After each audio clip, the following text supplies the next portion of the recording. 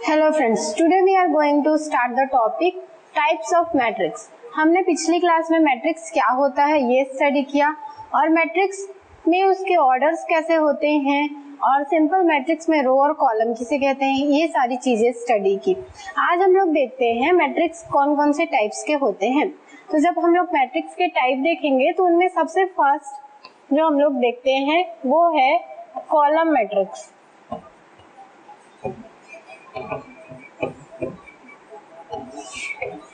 Column matrix क्या होता है, मैंने आपको बताया कि matrix simple rows and column का कॉम्बिनेशन है। तो कॉलम मैट्रिक्स में क्या होता है, रोज जितने भी हो पर कॉलम की संख्या हमेशा 1 होनी चाहिए। रोज यहाँ पे मायने नहीं रखता, रोज कितने भी हो सकते हैं पर शर्त ये है कि कॉलम 1 होना चाहिए। तो अगर हम इसका टाइप देखें तो ये मैट्रिक्स हम बनाएंगे इस तरीके से। अगर ये A B C D मैंने यहाँ पे यूज किया है, इसके प्लेस पे कोई भी नंबर हम लेंगे तो यहाँ पे देखिए रोज अगर हम लोग देखें तो 1 2 3 एंड 4 रोज मिल रहे हैं, ये जो मैंने यहाँ पे ड्रॉ किया उसमें। पर कॉलम अगर हम लोग देखें तो कॉलम यहाँ पे हमें केवल 1 कॉलम मिल रहा है। तो मैट्रिक्स अगर हम कॉलम मैट्रिक्स बनाते हैं तो वो हमें मिलता है, अगर हम उसको ऑर्डर लिखे तो m × 1। m × 1 मैंने इसलिए लिखा है क्योंकि यहाँ पे m रोज को डिनोट कर रहा है एंड 1 कॉलम को डिनोट कर रहा है, तो कॉलम हमेशा 1 होना चाहिए। तो अगर हम इसका डेफिनेशन लिखें तो हम इसका डेफिनेशन लिखेंगे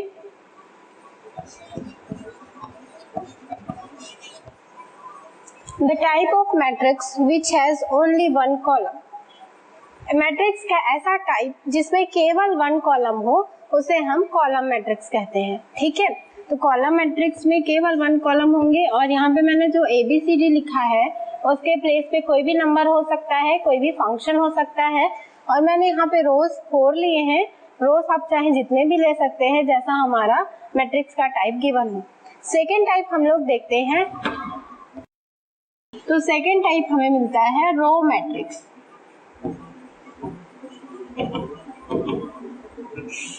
जैसे यहाँ पे कॉलम मैट्रिक्स था वैसे ही ये रो मैट्रिक्स है। रो मैट्रिक्स में ये कंडीशन है कि इसमें हमेशा 1 रो ही होता है, कॉलम जितने भी हो सकते हैं। तो अगर हम मैट्रिक्स को डिफाइन करें और इसे इसका एक फॉर्म बनाए तो इसका फॉर्म हमें इस तरीके से मिल जाएगा।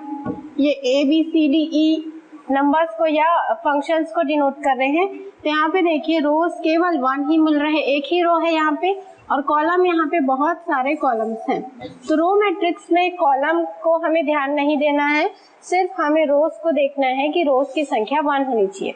तो अगर हम इसका ऑर्डर डिफाइन करें तो हम इसका ऑर्डर डिफाइन कर सकते हैं 1 × n।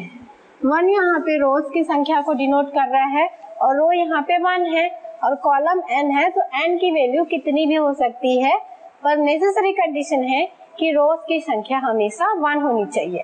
ठीक है, तो इसका हम डेफिनेशन लिख सकते हैं the type of matrix which has only 1 row. Matrix का ऐसा टाइप जिसमें केवल एक ही रो हो उसे हम रो मैट्रिक्स बोलते हैं। ठीक है, थर्ड टाइप है इसका स्क्वायर मैट्रिक्स। अभी तक हमने रो मैट्रिक्स देखा और कॉलम मैट्रिक्स देखा, उसके बाद है स्क्वायर मैट्रिक्स।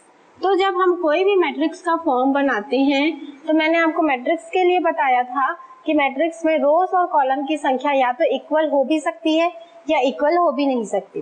तो जब रोज एंड कॉलम की संख्या इक्वल हो, जब m, ये हमें पता है m × n का मैट्रिक्स हम लेते हैं m रोज की वैल्यू को डिनोट करता है एंड कॉलम की वैल्यूज को। तो जब m is equal to n होता है, रोज की संख्या एंड कॉलम्स की संख्या इक्वल होती है, तो उस मैट्रिक्स को स्क्वायर मैट्रिक्स कहते हैं।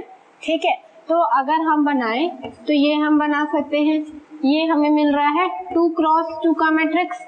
अगर हम इसमें और ज्यादा नंबर लें तो हम इसे ऐसा बना सकते हैं, ये हमें 3 क्रॉस 3 का मैट्रिक्स मिल रहा है क्योंकि यहाँ पे 3 रोज हैं एंड 3 कॉलम्स हैं।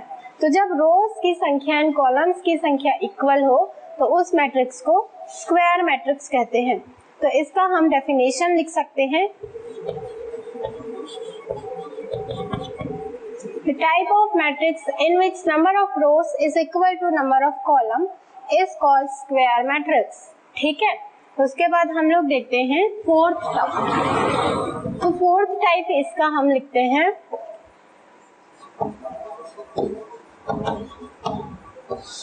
Diagonal matrix. तो डायगोनल मैट्रिक्स अब हमें देखना है। तो मैंने आपको बताया कि number of rows is equal to number of column अगर हो तो उस टाइप के मैट्रिक्स को हम स्क्वायर मैट्रिक्स कहते हैं। डायगोनल मैट्रिक्स हम स्क्वायर मैट्रिक्स में ही डिफाइन करेंगे, और जब number of rose number of columns दोनों इक्वल ना हो तो हम डायगोनल मैट्रिक्स डिफाइन नहीं करेंगे। तो सबसे पहले एक हम बनाते हैं स्क्वायर मैट्रिक्स।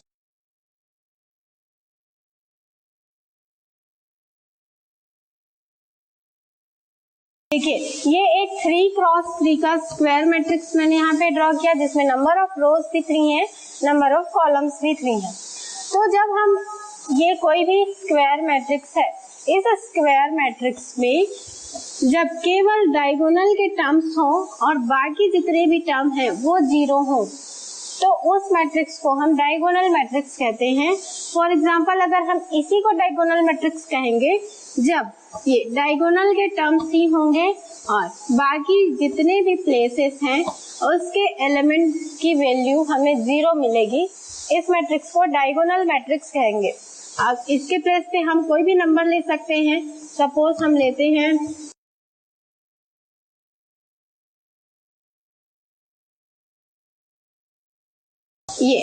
ये मैट्रिक्स। यहाँ पे भी देखिए केवल डायगोनल में ही हमें नंबर्स मिल रहे हैं, बाकी सारे टर्म्स 0 हैं, और साथ ही ये मैट्रिक्स एक स्क्वायर मैट्रिक्स है, तो हम इस मैट्रिक्स को डायगोनल मैट्रिक्स कहेंगे।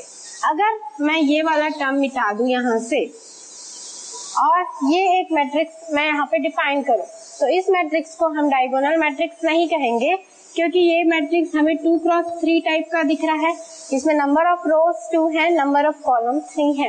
और डायगोनल मैट्रिक्स के लिए हमें ये कंडीशन चाहिए कि number of rose number of columns के इक्वल होनी चाहिए, तो यहाँ पे वो कंडीशन लागू नहीं हो रही है, तो ये मैट्रिक्स एक डायगोनल मैट्रिक्स नहीं है। तो डायगोनल मैट्रिक्स क्या होता है कि केवल हमें उसके डायगोनल में टर्म्स मिलने चाहिए और बाकी सारे टर्म्स या एलिमेंट 0 मिलने चाहिए। अब इसका डेफिनेशन देखते हैं।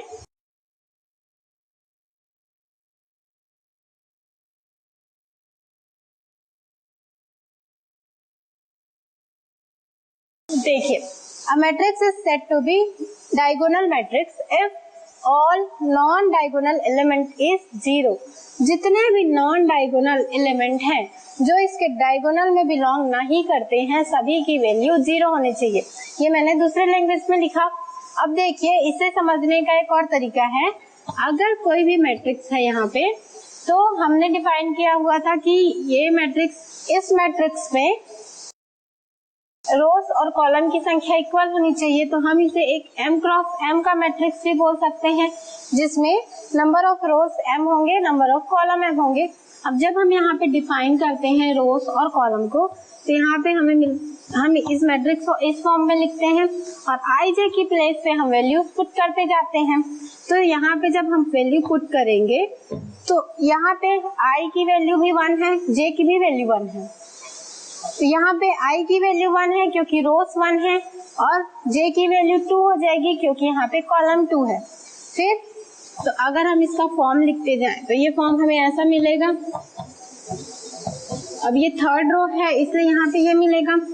अब उसके बाद जब हम यहाँ पे लिखेंगे तो ये सेकेंड रो है, तो सेकेंड रो के लिए हम नंबर i की वैल्यू 2 पुट करेंगे, एंड ये फर्स्ट कॉलम है तो ये हम यहाँ पे 1 लेंगे, फिर यहाँ पे दोनों की वैल्यू 2 मिलेगी एंड यहाँ पे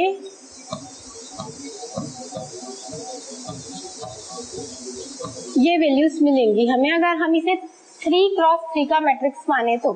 अब देखिए जब हम डायगोनल मैट्रिक्स डिफाइन करते हैं तो जितने भी नॉन डायगोनल एलिमेंट हैं, ये वाले टर्म एंड ये वाले, ये सारे की वैल्यूज हमें 0 मिलती है। तो हमें वैल्यूज मिलेंगी किसकी, A11, A122 एंड A33। अगर हम इसे 4x4 का मैट्रिक्स बनाएं तो यहाँ पे हमें मिल जाएगा A44 और आगे ले जाते जाएं तो हमें डायगोनल में एलिमेंट मिलते जाएंगे। तो यहाँ पे देखिए डायगोनल में I एंड J की वैल्यूज इक्वल है, तो अगर हम इसे एक AIJ का फॉर्म माने तो AIJ का फॉर्म वाले मैट्रिक्स को हम डायगोनल मैट्रिक्स कहेंगे।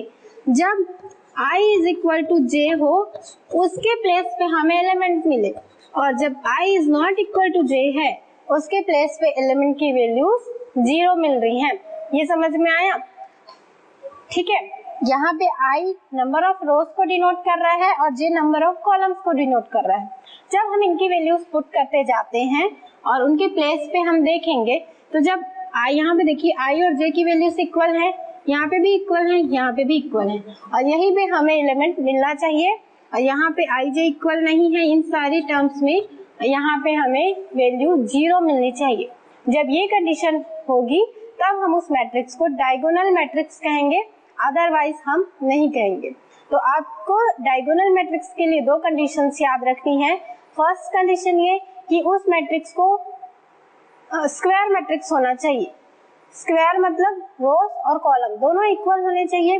और सेकंड कंडीशन ये है कि उसके डायगोनल नॉन डायगोनल एलिमेंट 0 होने चाहिए। ठीक है, तो यहाँ से हम ये इसका लिख सकते हैं कि ये मैट्रिक्स हमेशा एक स्क्वायर मैट्रिक्स होना चाहिए। ओके, उसके बाद हम लोग देखते हैं फिफ्थ टाइप हमें मिलता है आइडेंटिटी मैट्रिक्स। अब अभी तक हमने स्क्वायर मैट्रिक्स देखा, उसके बाद डायगोनल मैट्रिक्स देखा, अब हम लोग देखते हैं आइडेंटिटी मैट्रिक्स। आइडेंटिटी मैट्रिक्स भी एक स्क्वायर मैट्रिक्स का ही फॉर्म है। इसमें जो हमें मैट्रिक्स का फॉर्म मिलेगा वो भी एक स्क्वायर के फॉर्म में ही होगा, मतलब उसमें रोज और कॉलम दोनों इक्वल होंगे। अब देखिए ये अगर एक हम 3x3 का मैट्रिक्स लें तो 3x3 में नंबर ऑफ रोज भी 3 होंगे, नंबर ऑफ कॉलम्स भी 3 होंगे। तो आइडेंटिटी मैट्रिक्स क्या होता है, जिसके डायगोनल के सारे एलिमेंट्स की वैल्यू 1 हो और नॉन डायगोनल एलिमेंट्स की वैल्यू 0 हो, उस मैट्रिक्स को आइडेंटिटी मैट्रिक्स कहते हैं। यहाँ पे वैल्यू हमें 1 मिलनी चाहिए, यहाँ पे वैल्यू 1 मिलनी चाहिए, यहाँ पे वैल्यू 1 मिलनी चाहिए, डायगोनल्स के सारे एलिमेंट की वैल्यू 1, और जो नॉन डायगोनल एलिमेंट हैं वो सारे की वैल्यू 0 मिलनी चाहिए। तो जब इस फॉर्म का हमें मैट्रिक्स मिलता है तो इस मैट्रिक्स को हम आइडेंटिटी मैट्रिक्स कहते हैं, और आइडेंटिटी मैट्रिक्स को I से डिनोट करते हैं। जब हम आगे क्वेश्चन सॉल्व करेंगे तो क्वेश्चन सॉल्व करने के लिए हमें आइडेंटिटी मैट्रिक्स का मल्टीप्लाई एडिशन करना पड़ता है, तो उस कंडीशन पे हम I साइन का यूज करेंगे। ठीक है, क्योंकि मैट्रिक्स को डिनोट करने के लिए simply capital letters A, capital letter B ऐसे करके कैपिटल लेटर्स का यूज करते हैं, और आइडेंटिटी मैट्रिक्स के लिए कैपिटल I का यूज करते हैं। ठीक है, तो इसका डेफिनेशन हम लिख सकते हैं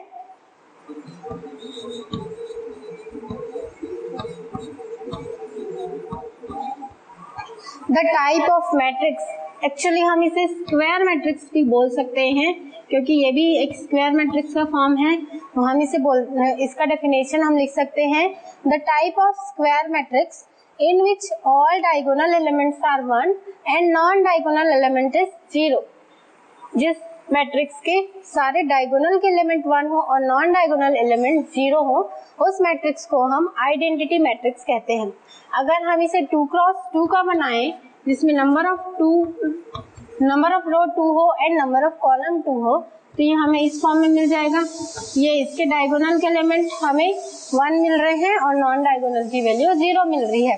तो हम इसे ऐसा भी डिफाइन कर सकते हैं AIJ, यहाँ पे आई जे मैं इसलिए यूज कर रही हूँ क्योंकि हम जो जनरल फॉर्म स्टडी किए हैं मैट्रिक्स का, उसको मैंने आपको जब बताया था तो हमने ऐसा लिया था A11 A12, और यहाँ पे ये फॉर्म होता है Aij का।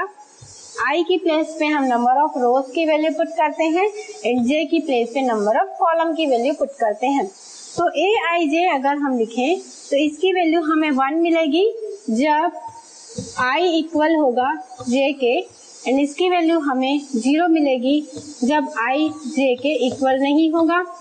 इस तरीके से जो मैंने आपको बताया था, जब 1 1 हो, 2 2 हो, 3 3 हो, उस कंडीशन पे हमें वैल्यूज 1 मिलेंगी, और बाकी कंडीशंस पे जब रो और कॉलम की संख्या इक्वल नहीं है तब ये वैल्यू हमें 0 मिलेंगी। ठीक है, तो ये है आइडेंटिटी मैट्रिक्स। इसके बाद हम लोग देखते हैं इसका 6 टाइप।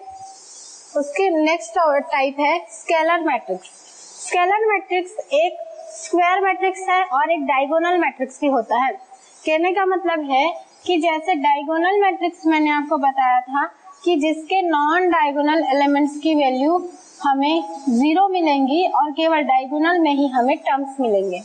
तो जब डायगोनल मैट्रिक्स हमने बताया था तो यहाँ पे हमें कुछ भी जो भी वैल्यूज मिलेंगी यहाँ पे वो इक्वल नहीं होती है फॉर डायगोनल मैट्रिक्स के लिए।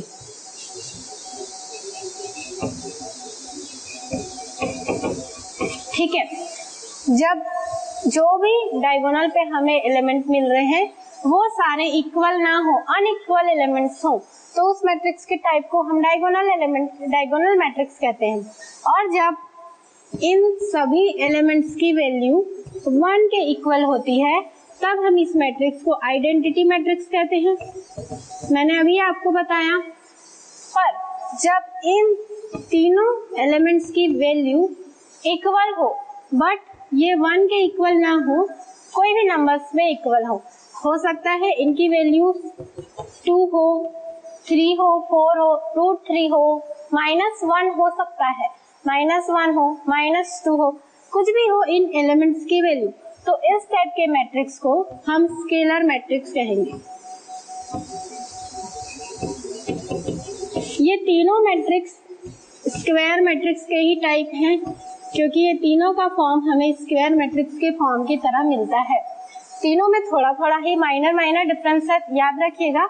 जब डायगोनल में जितने भी एलिमेंट हैं सारे एलिमेंट अनइक्वल हो तब हम उसे डायगोनल मैट्रिक्स कहेंगे। जब डायगोनल के एलिमेंट्स की वैल्यू 1 हो तब हम उसे आइडेंटिटी मैट्रिक्स कहेंगे।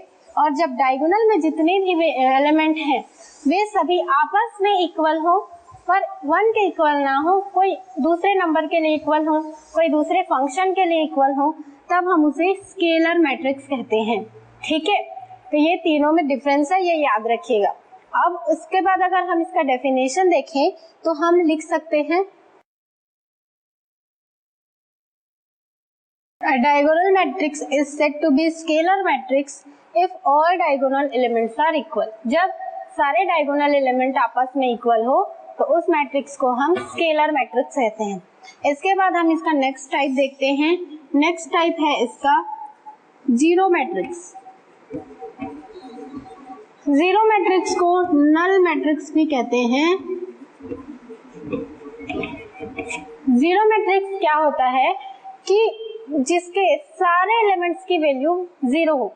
अभी तक हमने स्टडी किया कि नॉन डायगोनल एलिमेंट्स की वैल्यू 0 हो, पर जीरो मैट्रिक्स में क्या होता है, अगर ये किसी भी फॉर्म का मैट्रिक्स हो इसके सारे एलिमेंट्स की वैल्यू 0 होनी चाहिए।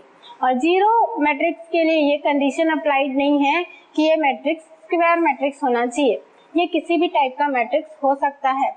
ये मैट्रिक्स हमें ऐसा भी मिल सकता है, ये मैट्रिक्स हमें ऐसा भी मिल सकता है। तो जीरो मैट्रिक्स एक स्क्वायर मैट्रिक्स हो ये जरूरी नहीं है, वो किसी भी फॉर्म का मैट्रिक्स हो सकता है। बस कंडीशन ये है कि जीरो मैट्रिक्स के सारे एलिमेंट्स की वैल्यू 0 होनी चाहिए। तो हम इसका डेफिनेशन लिख सकते हैं, a matrix is said to be zero matrix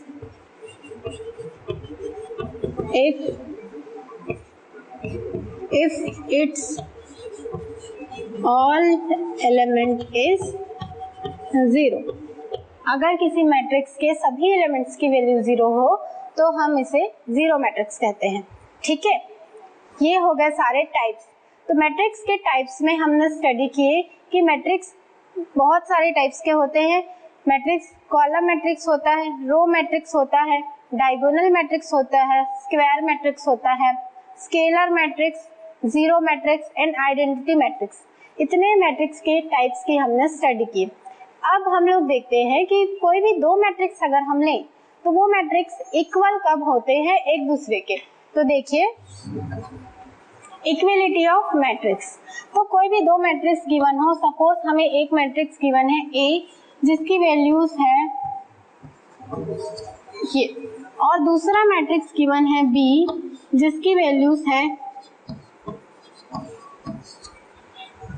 दोनों मैट्रिक्स में क्या है कि इनमें 2, 3, 1 एंड 0 इसके एलिमेंट है और इसके भी एलिमेंट 2, 3, 1 एंड 0 है। एलिमेंट दोनों के सेम है, पर मैट्रिक्स इक्वल कब होते हैं जब इनके करस्पॉन्डिंग एलिमेंट्स इक्वल हों। करस्पॉन्डिंग एलिमेंट कहने का मतलब है कि हम जब मैट्रिक्स को डिनोट करते हैं तो हम इसे ऐसा लिखते हैं, इस फॉर्म में लिखते हैं अगर ये 2 क्रॉस 2 का मैट्रिक्स हो। तो यहाँ पे अगर दो मैट्रिक्स हो तो दोनों मैट्रिक्स के A11 इक्वल होने चाहिए, ये इक्वल होने चाहिए। फर्स्ट सेकेंड रो का फर्स्ट एलिमेंट अगर यहाँ पे 1 है तो इस मैट्रिक्स में भी 1 होने चाहिए। तो जब उनके करस्पॉन्डिंग एलिमेंट इक्वल होने चाहिए, ऐसा नहीं है कि फर्स्ट मैट्रिक्स जिन एलिमेंट से मिलकर बना है सेकेंड मैट्रिक्स भी उन्हीं एलिमेंट से मिलकर बना है तो वो दोनों मैट्रिक्स इक्वल होंगे। मैट्रिक्स के लिए नेसेसरी कंडीशन ये है कि मैट्रिक्स के करस्पॉन्डिंग एलिमेंट इक्वल होने चाहिए। अगर ए मैट्रिक्स ये दिया हुआ है तो बी मैट्रिक्स भी हमें यही मिलना चाहिए, तो हम कहेंगे कि ये दोनों मैट्रिक्स इक्वल हैं क्योंकि A11 की वैल्यू यहाँ पे 2 है, यहाँ पे भी 2 है, A12 की वैल्यू यहाँ पे 3 है, यहाँ पे भी 3 है। अगर ऐसा हो मैट्रिक्स का फॉर्म तभी ये मैट्रिक्स इक्वल होंगे, अदरवाइज ये मैट्रिक्स इक्वल नहीं होंगे। ठीक है, तो एक एग्जांपल देखते हैं। यहाँ पे देखिए दो मैट्रिक्स हमें गिवन है, दोनों मैट्रिक्स 2 क्रॉस 2 के मैट्रिक्स हैं और दो मैट्रिक्स जब इक्वल होंगे तो उनके ऑर्डर हमेशा इक्वल होते हैं।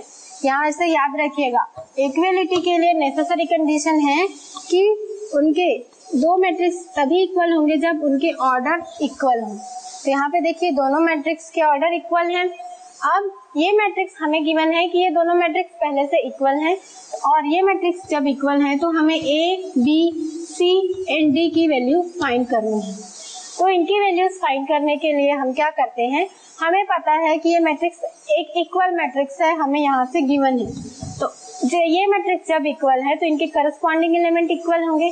करस्पॉन्डिंग एलिमेंट इक्वल होंगे तो हम लिख सकते हैं 2A प्लस B इक्वल होगा 4 के, A माइनस 2B ये इक्वल होगा -3 के 5C माइनस D, ये वाला टर्म इक्वल होगा इसके, and 4C plus 3D equal होगा 24 के। ये हमें 4 इक्वेशंस मिल गए और 4 अननोन्स हैं हमें पता है। तो इसके बाद जब हम इन इक्वेशंस को सॉल्व करेंगे तो हमें A, B, C and D की वैल्यूज मिल जाएंगी। तो आइए सॉल्व करते हैं। तो देखिए A और B का ये इक्वेशन है, A और B का ये इक्वेशन है, तो हम इन दोनों को पहले सॉल्व करते हैं। तो जब हम इन दोनों को सॉल्व करेंगे तो इसके लिए हम क्या करते हैं, अगर हम B को कैंसिल करना चाहें तो हम इस इक्वेशन में 2 मल्टीप्लाई करते हैं तो हमें मिल जाएगा 4A plus 2B equal to 8 और ये मैट्रिक्स हमें मिल रहा है A minus 2B is equal to -3। जब हम इन दोनों इक्वेशंस को ऐड कर देंगे तो ऐड करेंगे तो यहाँ से ये दोनों टर्म्स कैंसिल हो जाएंगे और हमें मिलेगा 5A is equal to 5, 8 minus 3, यहाँ से A की वैल्यू हमें मिल गई 1 और फिर इस इक्वेशन पे हम जब वैल्यू पुट करते हैं A की वैल्यू 1 तो यहाँ से हमें B की वैल्यू मिल जाएगी 2। ठीक है, अब हम इन दोनों इक्वेशंस को सॉल्व करते हैं। तो इसके लिए हम इस इक्वेशन में 3 मल्टीप्लाई करते हैं ताकि ये इससे कैंसिल हो सके। तो ये हमें मिल जाएगा 15C minus 3D is equal to 33, 4c plus 3d is equal to 24। हम अब इन दोनों इक्वेशंस को ऐड करते हैं। तो जब हम इसे ऐड करेंगे तो ये हमें मिल जाएगा 19c, ये दोनों टर्म कैंसिल हो जाएंगे और ये हमें मिलेगा 57 के इक्वल। जब हम इस इक्वेशंस को सॉल्व करेंगे तो यहाँ से हमें c की वैल्यू मिल जाएगी 3। अब c की वैल्यू को इन दोनों इक्वेशंस में से हम किसी भी इक्वेशन में पुट कर सकते हैं। तो जब हम पुट करेंगे तो हमें d की वैल्यू मिल जाएगी, तो हमें c की वैल्यू मिल गई 3 और d की वैल्यू जब हम यहाँ पे पुट करेंगे तो d की वैल्यूज हमें मिल जाएगी 4। ठीक है, तो a, b, c and d चारों की वैल्यूज मिल गई। अब हम इन एलिमेंट्स की वैल्यू फाइंड कर सकते हैं। तो ये मैट्रिक्स हमें मिल जाएगा, देखिए जब हम यहाँ पे पुट करेंगे 1 तो ये हमें मिल गया 2 प्लस 2, 2 प्लस 2 4। देखिए इसके इक्वल वैल्यू हमें मिल गई।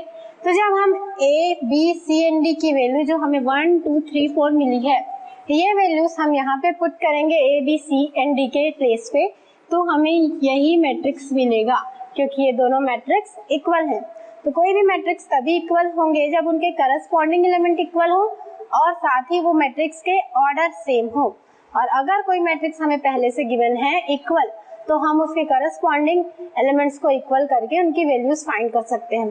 ठीक है, तो ये है सिंपल मैट्रिक्स क्या होते हैं और उसके टाइप्स क्या होते हैं और कोई भी मैट्रिक्स कब इक्वल होंगे। नेक्स्ट एग्जांपल देखिए, हमें गिवन है construct a 3x4 matrix whose element is given by aij is equal to 1/2 mod -3i plus j। एक 3x4 का मैट्रिक्स हमें बनाना है और i और j यहाँ पे डिनोट कर रहे हैं number of rose and number of column को। इनकी वैल्यूज हमें पुट करनी है, रो की वैल्यू हमें पुट करनी है अप टू 3 एंड कॉलम की वैल्यू पुट करनी है 4 और इस मैट्रिक्स को कंस्ट्रक्ट करना है। तो ये 3x4 का मैट्रिक्स है, मतलब हमें यहाँ पे नंबर ऑफ रोज 3 मिलेंगे और नंबर ऑफ कॉलम्स 4 मिलेंगे। तो जब हम नंबर ऑफ इसका फर्स्ट एलिमेंट फाइंड करेंगे तो हमें पुट करना है दोनों की वैल्यूज 1, i की भी वैल्यू 1 एंड j की भी वैल्यू 1।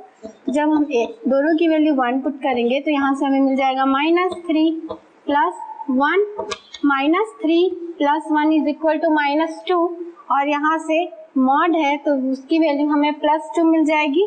तो जब हम इसे सॉल्व करेंगे तो यहाँ से इसकी टोटल वैल्यू हमें 1 मिल जाएंगी। ये वैल्यू हम यहाँ पे पुट कर देंगे। फिर हम फाइंड करते हैं a12। जब रो 1 है एंड कॉलम 2 है तो ये हमें मिल जाएगा 1/2 -3 प्लस 2, -3 प्लस 2 से हमें वैल्यू मिल जाएगी -1, बट यहाँ पे मॉड है तो हमें +1 मिलेगा। इसकी वैल्यू हमें इक्वल मिल जाएगी 1/2 के ये वाले टर्म की। ठीक है, फिर उसके बाद हम फाइंड करते हैं a13। तो यहाँ पे रो 1 है एंड कॉलम 3 है तो ये हमें मिल जाएगा -3 प्लस 3, इसकी वैल्यू हमें क्या मिलेगी 0। उसके बाद हम फाइंड करते हैं a14 -3 प्लस 4, ये हमें मिल जाएगा।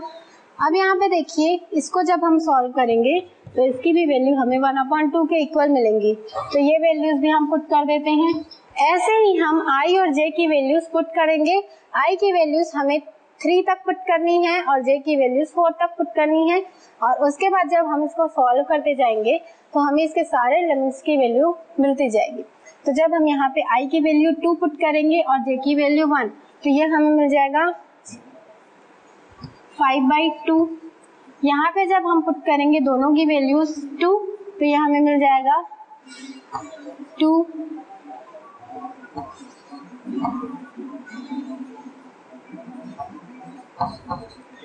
जब हम वैल्यूज पुट करेंगे तो हमें मैट्रिक्स इस फॉर्म में मिलेगा। तो अगर हमें सिंपल मैट्रिक्स का एक फॉर्म गिवन है और उसका ऑर्डर गिवन है कि उसका ऑर्डर हमें कहाँ तक लेना है तो हम मैट्रिक्स कंस्ट्रक्ट कर सकते हैं। ठीक है, उसके बाद अब हम नेक्स्ट क्लास में देखेंगे कि मैट्रिक्स में हम ऑपरेशंस कैसे करते हैं, addition operation, multiplication operation, subtraction operation, ये सारी चीजें। ओके।